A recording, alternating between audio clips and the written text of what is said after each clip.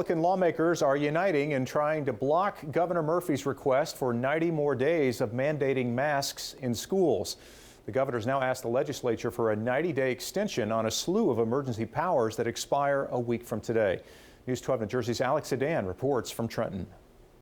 That's what the people sent us to the State House for, right? To have the debate, to have the discussion, to work out, to really bring the issue to light. This coming Monday, lawmakers at the State House are expected to vote on Governor Murphy's request to extend some of his emergency powers for 90 more days. I'm a no.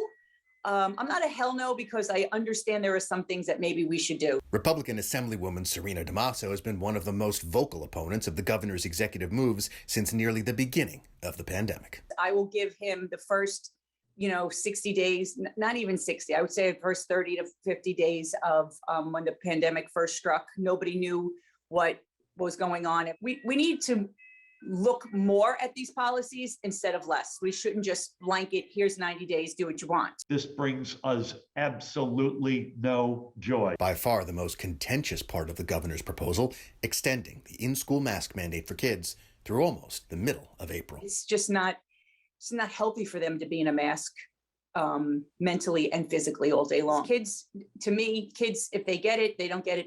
They don't get it as badly as any adults. To you, how bad is this current Omicron wave?